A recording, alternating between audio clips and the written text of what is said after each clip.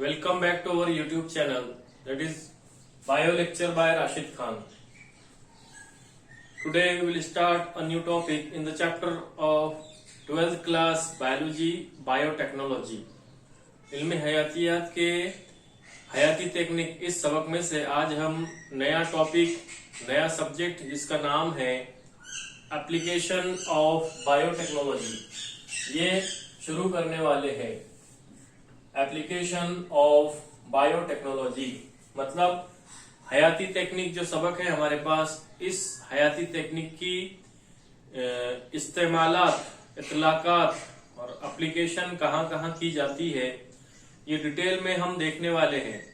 तो यहाँ पे बायोटेक्नोलॉजी जो है तो बहुत वास्ट फील्ड है, बहुत बड़ी फील्ड है, और इस हयाती टेक्निक का इस्तेमाल या फिर बायोटेक्नोलॉजी का इस्तेमाल बहुत ज्यादा अलग अलग फील्ड के अंदर, अलग अलग मैदानों के अंदर किया जाता है। उनमें से जो सबसे जो बड़ा मैदान है, सबसे जो बड़ी फील्ड है, वो है medical and health care and agriculture.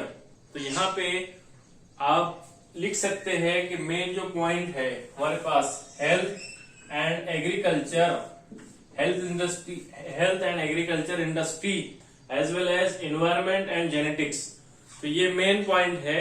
इसके अलावा बहुत सारी एप्लीकेशन, बहुत सारे इतलाकात हमको टेक्स्ट बुक में दिए गए हैं। एक अम्ब्रेला शेप यहाँ पे बनाया गया है और बीच में सेंटर के अंदर बायोटेक्नोलॉजी इस फील्ड को बताया गया है। तो आपको इस इमेज में दिखाई दे रहा होगा कि यहाँ पे जो अम्ब्रेला शेप है बायोटेक्नोलॉजी का, ये किस तरह से इसके इस्तेमालात, किस तरह से इसकी फील्ड, बहुत ज्यादा इस्तेमाल बायोटेक्नोलॉजी का इस फील्ड के अंदर किया जाता है। तो यहाँ पे सेंटर के अंदर बायोटेक्नोलॉजी है, इसी के साथ साथ ऊपर में प्लांट बायोटेक्नोलॉजी, सबसे पहला इस्तेमाल इसका प्लांट बायोटेक्नोलॉजी, जिसके अंदर plant cell and tissue culture, इसी तरह जीएम क्रॉप कहते हैं जेनेटिकली मॉडिफाइड क्रॉप्स, जीनियाती तब्दील शुदा फसलें, मार्कर असिस्टेड सिलेक्शन ये रिलेटेड है विद जीन, मार्कर जीन से, जहां पर स्पेसिफिक जीन को मार्क किया जाता है और मतलूबा खुसूसियत हम हासिल कर सकते हैं। दूसरा जो इस्तेमाल है वो है इंडस्ट्रियल बायोटेक्नोलॉजी जो इंडस्ट्री लेवल पे इसका इस्तेमाल किया जाता है सनतों के एतबार से, जिसके अंदर एंजाइम बायोटेक्नोलॉजी है, प्रोटीन इंजीनियरिंग है, मेटाबॉलिक इंजीनियरिंग है, मेटाबॉलोमिक्स है। ये तमाम जो है तो सनती लेवल पे इसका इस्तेमाल होता है इंडस्ट्रियल बायोटेक्नोलॉजी के अंदर। तीसरे नंबर का है जीनोमिक्स। तीसरे नंबर का जो ग्रीन कलर में बॉक्स है उसके अंदर दिया है जीनोमिक्स के अंदर whole genome sequencing, gene function, reverse genetics, bio informatics, ये तमाम फील्ड है जीनोमिक्स के अंदर। जो जीनोम रहता है, जीन सीक्वेंस रहता है हर जानदार का अलग अलग, तो यहाँ पे एक जीन लाइब्रेरी होती है जहाँ पे जीन सीक्वेंस को स्टोर किया जाता है, स्टोर करके रखा जाता है। तो यहाँ पे हम जीनोमिक्स, इसको अलग से फील्ड कहते हैं। इसी तरह से माइक्रोबियल बायोटेक्नोलॉजी, जितने भी खुर्दबीनी जानदार है जो आंखों से नजर नहीं आते, उनसे रिलेटेड, उनके अंदर कुछ चेंजेस करके जो हम इंसानी फायदे के लिए या दीगर फवायद के लिए उनका इस्तेमाल करेंगे, तो उसको हम बोलेंगे माइक्रोबियल बायोटेक्नोलॉजी, जिसके अंदर माइक्रोबियल जीनोमिक्स है, बायो फर्टिलाइजर है, बायो पेस्टिसाइड है, आईपीएम है। आईपीएम का मतलब होता है इंटीग्रेटेड पेस्ट मैनेजमेंट। उसके बाद है इन्वायरमेंटल बायोटेक्नोलॉजी, जिसके अंदर है pollution control, biofuels, bio remediation, biodiversity. तो ये तमाम फील्ड इन्वायरमेंटल बायोटेक्नोलॉजी के अंदर शामिल है, जिसके अंदर पॉल्यूशन कंट्रोल ये सबसे अहम मसला है पूरे वर्ल्ड का। इसी तरह नेक्स्ट जो है इस्तेमाल वो है एनिमल बायोटेक्नोलॉजी, जिसके अंदर हम tissue culture, generative medicine, immuno technology, GM animals, GM animals का मतलब होता है जेनेटिक मॉडिफाइड एनिमल्स, और फार्माको जीनोमिक्स, जीन थेरेपी, ये तमाम चीजें एनिमल बायोटेक्नोलॉजी के अंदर शामिल है, जिसकी मदद से हम मुख्तलिफ फील्ड के अंदर जो है तो उनका इस्तेमाल करके इंसानी फवायद के लिए, दीगर जानदारों के फवायद के लिए हम इसका इस्तेमाल करते हैं। तो इस अम्ब्रेला शेप डायग्राम से आप समझ सकते हैं कि बायोटेक्नोलॉजी, हयाती टेक्निक का इस्तेमाल बहुत ज्यादा वास्ट होता है, बहुत ज्यादा होता है। अब इसी तरह से जो पेज नंबर 280 के ऊपर एक टेबल दिया गया है, जो आपको इमेज दिखाई दे रही है, उस टेबल में वहां पे human protein produce by rDNA technology to treat human disease, human protein produce किया गया by rDNA, recombinant DNA technology की मदद से, फॉर ट्रीटिंग मुख्तलिफ किस्म की जो डिसीज है, मुख्तलिफ किस्म की बीमारियां हैं, उसका इलाज करने के लिए, उसको ट्रीट करने के लिए यहाँ पे एक टेबल दिया गया है, डिसऑर्डर, डिसीज, हेल्थ कंडीशन। यहाँ पे दिया गया है उसका डिसऑर्डर, ह्यूमन डिसीज या फिर नुक्स जो पाया जाएगा, बीमारी का नाम, और दूसरे कॉलम में दिया है रिकॉम्बिनेंट प्रोटीन, जो रिकॉम्बिनेंट प्रोटीन तैयार किया गया है आरडीएनए टेक्नोलॉजी की मदद से, उस प्रोटीन का नाम दिया है। तो सबसे पहला जो डिसीज है वो है एनीमिया। एनीमिया कहते हैं खून की कमी को। अब यहाँ पे जो प्रोटीन का नाम दिया गया है, जिसकी मदद से उसका इलाज किया जाएगा, वो है इरिथ्रोपोइटिन, इरिथ्रोप्रोटीन। यहाँ पे जो दूसरा डिसीज दिया है वो है अस्थमा। अस्थमा कहते हैं सांस से रिलेटेड जितनी भी बीमारियां हैं, सांस लेने में तकलीफ को अस्थमा कहते हैं। उसका प्रोटीन का नाम है इंटरल्यूकिन 1 रिसेप्टर, इंटरल्यूकिन 1 रिसेप्टर। ये रिकॉम्बिनेंट प्रोटीन जो है तो तैयार किया गया इसके इलाज के लिए। फिर उसके बाद नेक्स्ट है एथेरोस्क्लेरोसिस। यहाँ पे जो रिलेटेड है ये बीमारी दिल से, प्लेटलेट ड्राइव्ड ग्रोथ फैक्टर, यहाँ पे ये प्रोटीन तैयार किया गया, प्लेटलेट ड्राइव्ड ग्रोथ फैक्टर। उसके बाद है पार्चुरेशन। पार्चुरेशन यहाँ पे इसके लिए प्रोटीन तैयार किया गया है रिलैक्सिन। इसी तरह से नंबर 5 है ब्लड क्लॉट, उसके लिए है टिश्यू प्लाज्मिनोजिन एक्टिवेटर, टीपीए जिसको हम शॉर्ट में कहते हैं। इसी तरह से यूरोकाइनेज।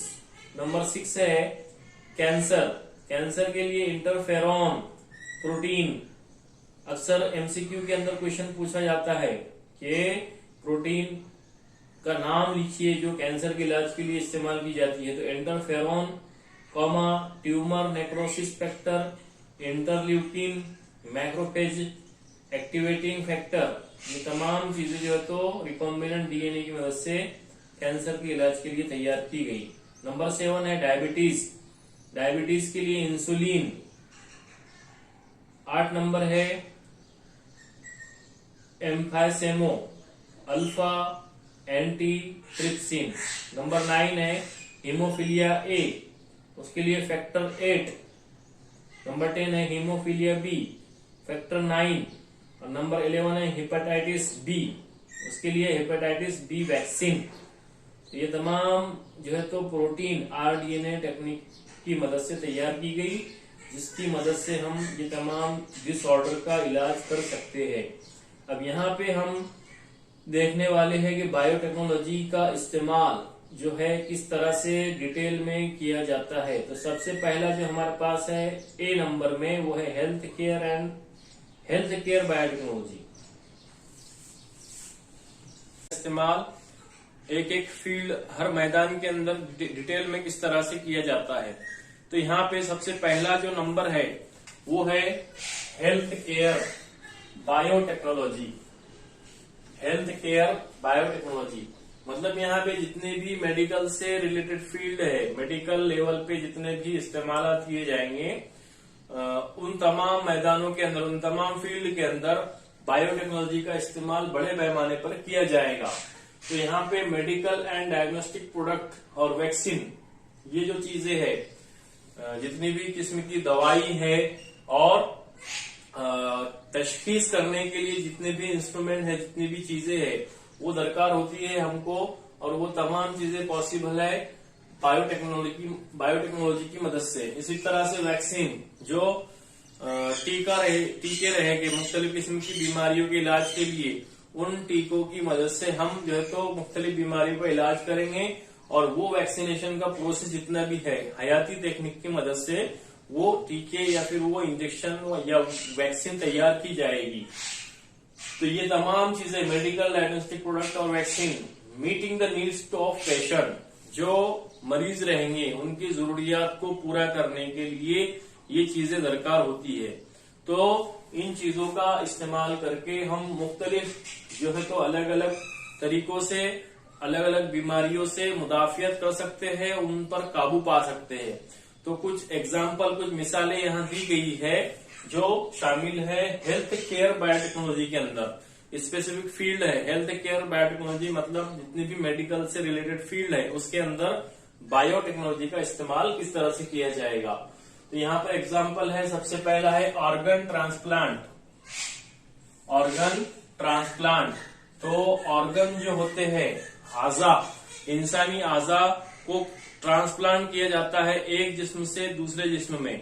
मतलब जिस बॉडी को या जिस इंसान को जो ऑर्गन दरकार है, जो ऑर्गन के अंदर नुक्स हो गया, उस ऑर्गन, नुक्स वाले ऑर्गन को निकालकर सेहतमंद आजा, सेहतमंद उजू, सेहतमंद ऑर्गन उसके अंदर ट्रांसप्लांट किया जाता है, उसके अंदर दाखिल किया जाता है, ताकि वो अच्छी तरीके से काम कर सके, कारकर्दगी उसकी अच्छी हो सके। तो ये एक वास्ट फील्ड है ऑर्गन ट्रांसप्लांट। जैसा कि हम देखते हैं मिसाल के तौर पर कि जिस मरीज की, जिस बीमार इंसान की किडनी या और दूसरे ऑर्गन्स खराब होते हैं, तो वो ऑर्गन्स को निकालकर जो इंसान ऑर्गन को डोनेट करते हैं, उन डोनेट किए हुए ऑर्गन्स या आजा का इस्तेमाल करके उस मरीज को ठीक किया जाता है। तो ये जो फील्ड है ऑर्गन ट्रांसप्लांट, ये भी शामिल है हेल्थ केयर बायोटेक्नोलॉजी के अंदर, ऑर्गन ट्रांसप्लांटेशन। ठीक इसी तरह स्टेम सेल टेक्नोलॉजी, दूसरा है स्टेम सेल टेक्नोलॉजी। अब ये स्टेम सेल टेक्नोलॉजी के जरिए से जो हमको मतलूबा खुसूसियत दरकार है, जिस तरह हम RDNA टेक्नोलॉजी देखे हैं, ठीक उसी तरह स्टेम सेल टेक्नोलॉजी भी वही है कि जो सेल हमको, उस सेल के अंदर जो मतलूबा खुसूसियत दरकार होती है, उस सेल के अंदर, नए सेल के अंदर दाखिल करके उसको मीडिया कल्चर के अंदर ग्रोथ किया जाता है, और वहां से कई सारे सेल तैयार किए जाते हैं, एक से ज्यादा सेल खलियात वहां पर तैयार किए जाते हैं। तो ये स्टेम सेल की मदद से मुमकिन हुआ, और ये भी किसके अंदर शामिल है, हेल्थ केयर बायोटेक्नोलॉजी के अंदर शामिल है। इसी तरह जेनेटिक काउंसलिंग, ठीक है, जीनियाती काउंसलिंग किस तरह से की जाएगी वो भी है। फोरेंसिक मेडिसिन, फोरेंसिक मेडिसिन ये भी शामिल है इसके अंदर। Gene probe, genetic fingerprinting and karyotyping, तो ये सब वास्ट है बायोटेक्नोलॉजी फील्ड के अंदर। ये सब मुमकिन हुआ है बायोटेक्नोलॉजी के फील्ड के अंदर। अब इसमें ये होगी चंद मोटी मोटी मिसालें बायोटेक्नोलॉजी, हेल्थ केयर बायोटेक्नोलॉजी की। अब उसके अंदर हम जो टॉपिक है हमारा किताब के अंदर, वो है ह्यूमन इंसुलिन। जिस तरह से हमने स्टेम सेल टेक्नोलॉजी यहाँ पे बात की है, तो उसकी एक मिसाल है ह्यूमन इंसुलिन। जो ह्यूमन इंसुलिन किस तरह से तैयार की गई, ह्यूमन के जो पैनकैरियाज है, आइसलेट ऑफ लैंगरहैंस से किस तरह से वो अलहदा की गई, इंसुलिन का इस्तेमाल किस तरह से कौन सी बीमारी के इलाज के लिए तैयार किया जाता है, वो हम डिटेल में देखने वाले हैं। तो जो ह्यूमन इंसुलिन है, ये पेप्टाइड हार्मोन होता है। ह्यूमन इंसुलिन ये एक पेप्टाइड हार्मोन होता है जो beta cell of islet of Langerhans of pancreas, जो बीटा खलियात रहेंगे आइसलेट ऑफ लैंगरहैंस, जो लबलबा रहेंगे इंसान का, उस लबलबे से या उस पैनकरियास से जो बीटा खलियात रहेंगे, उसका जो मजमुआ रहेगा beta cell of islet of Langerhans of pancreas, उससे जो है तो ये इंसुलिन तैयार किया जाएगा। और इसका जो काम है सेपरेट करने का, अलहदा करने का, वो सबसे पहले सन 1916 के अंदर एक साइंटिस्ट है जिसका नाम है एडवर्ड शार्पे शेफर। इन 1916 के अंदर इसने जो है तो पैनक्रियास से ये इंसुलिन को अलहदा किया। आइसोलेट पैनक्रियास के आइसोलेट ऑफ लैंगरहैंस, ये खलियात का नाम है पैनक्रियास के अंदर, बीटा सेल, तो उसको सेपरेट किया उन साइंसदानों ने। तो अब इसके अंदर क्या है, essential for control of blood sugar level. जो इंसुलिन होता है, इंसुलिन का काम क्या रहेगा, इंसुलिन जो है तो ब्लड शुगर लेवल को कंट्रोल में रखेगा। अगर कंट्रोल में नहीं है, बिलफर्ज अगर किसी की ब्लड शुगर ये क्या है, ज्यादा है या कम है, तो ये इंसुलिन की मदद से ब्लड शुगर लेवल ये मेंटेन रहेगा, ये जो है तो कंट्रोल में रहेगा। तो इंसुलिन का इस्तेमाल ब्लड शुगर को कंट्रोल करने के लिए किया जाता है। इंसुलिन का इस्तेमाल ब्लड शुगर को कंट्रोल करने के लिए किया जाता है। तो डिसीज है डायबिटीज मिलिटस। दो तरह की डायबिटीज रहेगी, डायबिटीज मिलिटस एक है और डायबिटीज इंसिपिडस एक है। तो डायबिटीज मिलिटस जो है नॉट मेक इंसुलिन देमसेल्फ, इसके अंदर क्या प्रॉब्लम होता है कि इंसानी जिस्म जो है तो ये शुगर को खुद से तैयार नहीं कर पाता, ब्लड शुगर ये बजाते खुद मेंटेन नहीं कर पाता इंसान। तो उस दौरान, उस कंडीशन के अंदर ये जो इंसुलिन है ये इंसान को दिया जाता है इंजेक्शन की शक्ल में, बैरूनी शक्ल में। तो वो जो इंसुलिन का इंजेक्शन है उस डायबिटीज मिलिटस के पेशेंट के अंदर शुगर को, ब्लड शुगर को क्या करेगी, कंट्रोल करेगी। तो डायबिटीज मिलिटस मेन पॉइंट है यहाँ पे। डायबिटीज मिलिटस एक ऐसी बीमारी होती है जिसके अंदर इंसान बजाते खुद जो तो शुगर की इंसुलिन की जो तैयारी ये बजाते खुद इंसुलिन जो है तैयार नहीं कर पाता और उसको बैरूनी तौर से इंसुलिन जो है तो ये लेना पड़ता है। इसी तरह हकुरा ETL 1977 ने ये सिंथेसाइज किया DNA sequence of insulin for 2 chain alpha and beta. Chemical synthesize किया इसने, कीमियाई तौर से सिंथेसाइज किया। साइंसदान का नाम है हकुरा ETL 1977 के अंदर। तो इस साइंसदान ने कीमियाई तौर से ये तज्जिया किया किसका, DNA sequence of insulin for 2 chain A and B, या उसको हम कहते हैं अल्फा और बीटा। तो डीएनए सीक्वेंस का मुताला किया इंसुलिन के लिए और वहां से सेपरेट किया, अलहदा किया, सिंथेसाइज किया किसका, अल्फा और बीटा चेन का। फिर उसको अलहदा करने के बाद क्या किया, separately inserted into 2 PBr322 plasmid vector. अब यहाँ पे एक वेक्टर को लिया गया, इंसुलिन की तैयारी हम देख रहे हैं कि इंसुलिन किस तरह से तैयार किया गया। तो जो इंसुलिन है, इंसुलिन के अंदर जो सीक्वेंस होता है डीएनए का, उसके अंदर 2 चेन रहेंगी A एंड B। उस A और B चेन को सेपरेट किया गया, सिंथेसाइज किया गया और उसको इंसर्ट किया गया एक वेक्टर के अंदर। हमें पता है कि वेक्टर यहाँ पे मुख्तलिफ किस्म के जो है तो वायरसेस, बैक्टीरिया का इस्तेमाल करते हैं, खास करके जो ईस्चेरिया कोलाई है उनका हम इस्तेमाल करते हैं। तो एक वेक्टर का नाम है PBr322, ये हमने इसके पहले भी देखे हैं।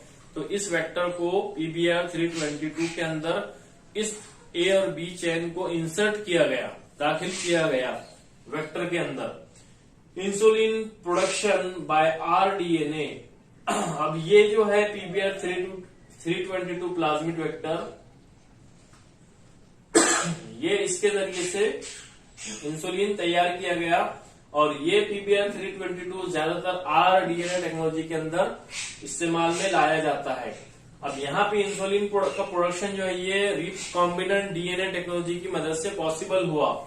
और जो साइंटिस्ट है जिसने ये सेपरेट किया, ये जो है तो काम किया इंसुलिन बनाने का, इंसुलिन तैयार करने का, उसका नाम है Gilbert and Villa Komaroff in 1978। Gilbert and Villa Komaroff in 1978 के अंदर तो क्या किया, gene inserted beta galactosidase gene of plasmid. अब यहाँ पे beta galactosidase gene of the plasmid ये इंसर्ट किया गया इस प्लाज्मिड के अंदर और ईस्चरिया होस्ट के अंदर। तो gene inserted beta galactosidase gene of the plasmid Escherichia coli host. जो ईस्चरिया कोलाई बैक्टीरिया है जो मेजबान के तौर पर काम करेगा, इस जीन को आगे प्रोसीड करने के लिए तो ईस्चरिया कोलाई होस्ट के अंदर ये बीटा गैलेक्टोसाइडेज जीन को इंसर्ट किया गया और वहां से पेनिसिलिनेस प्लस प्री प्रो इंसुलिन ये कॉम्बिनेशन तैयार किया गया। ये प्रोडक्शन जो तो हमको हासिल हुआ इन तमाम जो तो वेक्टर के जरिए से और होस्ट के जरिए से। पेनिसिलिनेस प्लस प्री प्रो इंसुलिन। अब ये जो पेनिसिलिनीज है और प्री प्रो इंसुलिन है, ये इंसुलिन को सेपरेटेड किया गया, बाद में अलहदा किया गया बाय ट्रिप्सिन ट्रीटमेंट। अब जो ट्रिप्सिन ट्रीटमेंट है ये भी एक प्रोसेस होता है जो इंसुलिन को सेपरेट आउट, इंसुलिन को ट्रीटमेंट करने के लिए किया जाता है। तो यहाँ पर हमको जो हमारा मेन पॉइंट है वो है ह्यूमन इंसुलिन की तैयारी किस तरह से की गई। तो ह्यूमन इंसुलिन जो है इस तरह से तैयार किया गया है, मुख्तलिफ किस्म के जो है तो वेक्टर का इस्तेमाल करके, होस्ट का इस्तेमाल करके। ठीक है, तो ये हो गया हमारा पहला पॉइंट ह्यूमन इंसुलिन। और ये भी किसके अंदर शामिल है, हेल्थ केयर बायोटेक्नोलॉजी के अंदर शामिल है।